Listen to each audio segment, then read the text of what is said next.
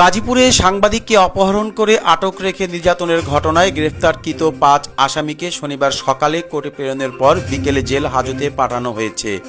গতকাল গাজীপুরে পেশাগত দায়িত্ব পালনকালে চ্যানেল এস-এর গাজীপুর প্রতিনিধি মোহাম্মদ জাকারিয়া শিকদারের ওপর বর্বরোচিত হামলার ঘটনা ঘটে।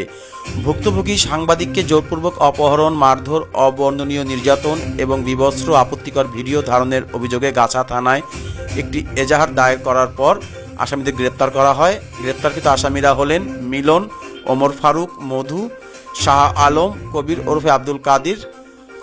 গ্রেপ্তারকৃতের বিরুদ্ধে মানব পাচার সহ অন্যদের বিরুদ্ধে একাধিক মামলা রয়েছে। পুলিশ জানায় এই ঘটনায় বাকি আসামিদেরও গ্রেপ্তারের চেষ্টা চলছে। এজাহার সূত্রে জানা যায়, গত ২৮ মে ২০২৬ তারিখে দুপুর আনুমানিক ২টা ৩৫ গাজীপুর জেলা কারাগারে চ্যানেল এস-এর মাল্টিমিডিয়া সাংবাদিক কাজ শেষে বোটবাজারের উদ্দেশ্যে রওনা হন। সাংবাদিক জাকারিয়া পথিমধ্যে সংবাদ পান যে গাছা থানাধীন মালিকের বাড়ি বাস স্ট্যান্ড সংলগ্ন ইউনিক ডায়াগনস্টিক সেন্টারের দক্ষিণ পাশে একটি পরিত্যক্ত ৪তলা ভবনে আবাসিক হোটেলের নামে অসামাজিক কার্যকলাপ চলছে।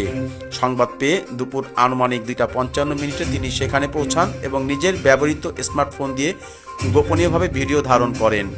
ভিডিও ধারণ শেষে ফেরার পথে ওই ভবনে অবস্থানরত আসামিরা ও তাদের সহযোগীরা সাংবাদিক জাকারিয়ার ওপর চড়াও হয়। তারা তাকে জোরপূর্বক অপহরণ করে ওই ৪তলা ভবনের ২য় তলার একটি রুমে আটক রাখে।